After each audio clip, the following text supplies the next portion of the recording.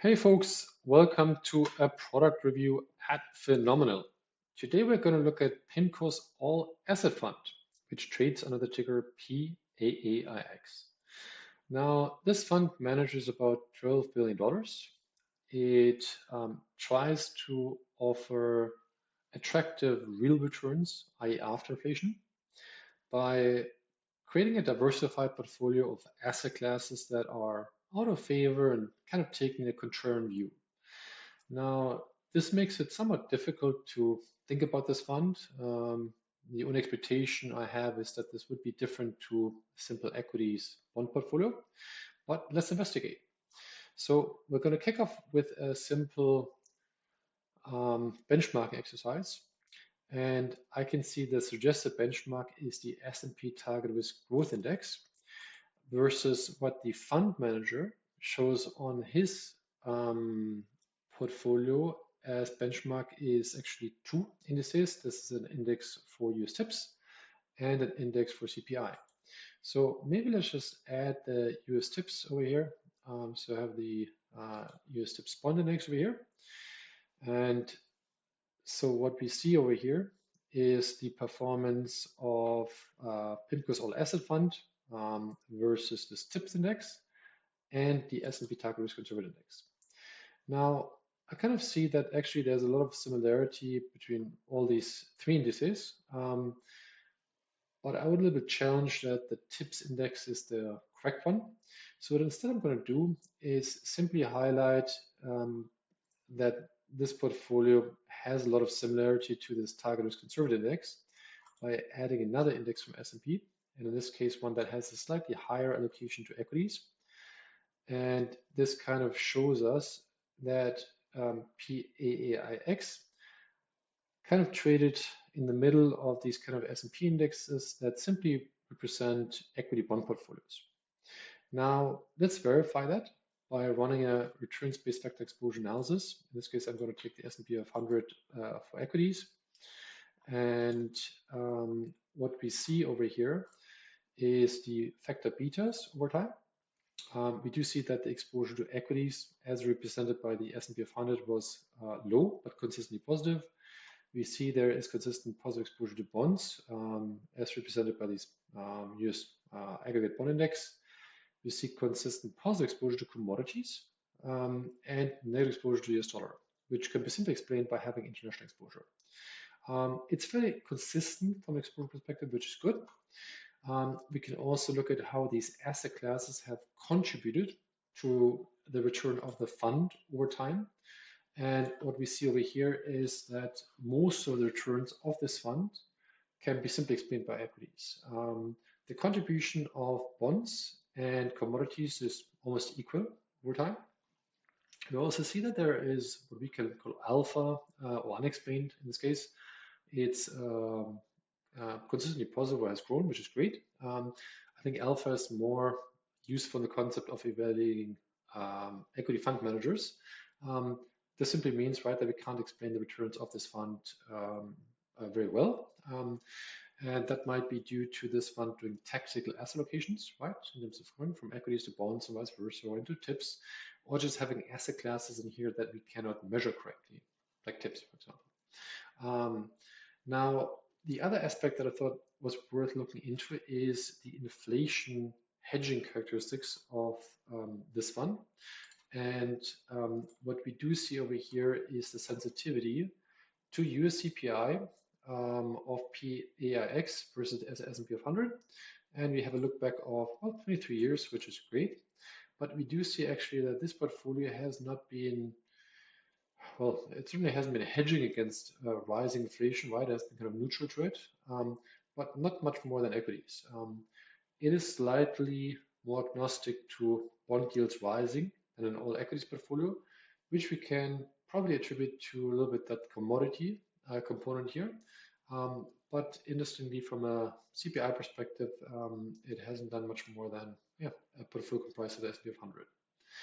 Now, this is with regards to PAAIX on a standalone basis. Now, next thing is let's look at it versus some peers.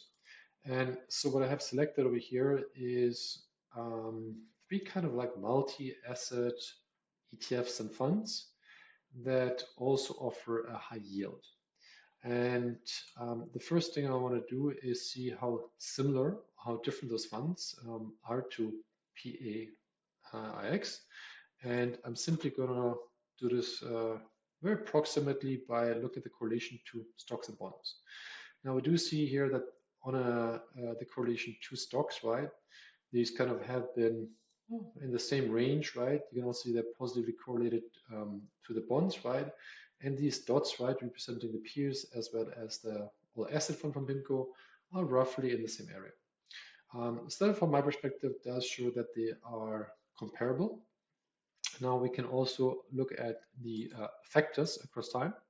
And so here we have a look back of 13 years. We can see that, well, there's consistent positive exposure to the S&P 500 equities.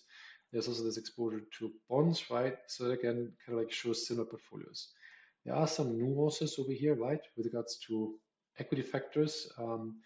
But overall, it's from a risk-source perspective, the exposure to stocks and bonds dominate.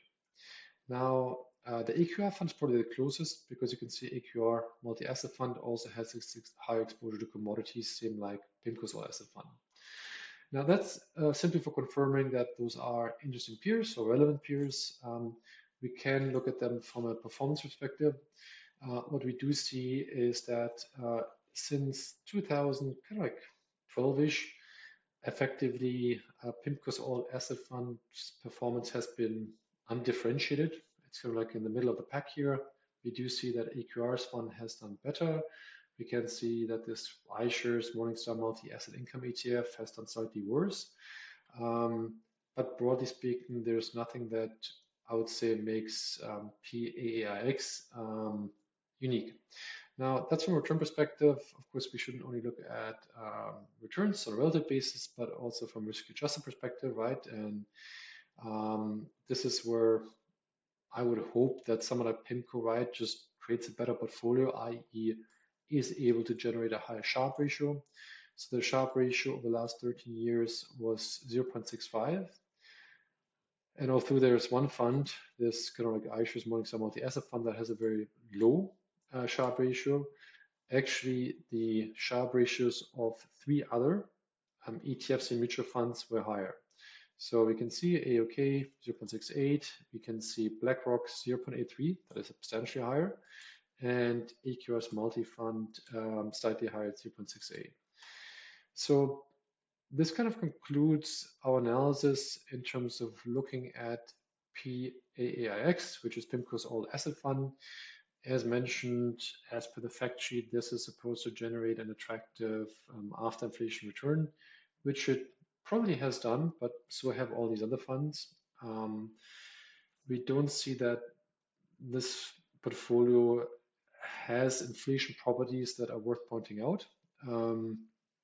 The performance on a relative basis has been just undifferentiated, nothing bad, nothing particularly good here. You know, there are some other funds, for example, the one from AQR, right, that or the one from BlackRock that do look better from a Sharpe perspective. On a final note, the one last thing I want to do is see if there's a quick way of replicating this fund. And what I've done over here is created a simple portfolio of just equities and bonds. So let me import that here, the MSCI World and IG bonds. And what we see over here is the performance since 2012, where effectively, right, this PAIX, right, versus this simple portfolio comprised of global equities and IG bonds, right. Trends are fairly the same, but I think the portfolio of MSCI World bonds has generated a higher Sharpe ratio, right, and it costs 11 basis points. So that's on a final note, right? As mentioned, from a peer perspective, there's not much differentiation we've seen, and also in terms of, like, if you want to replicate what PIMCO is doing here, it's not very difficult to do. Hope that helps. Have a nice day.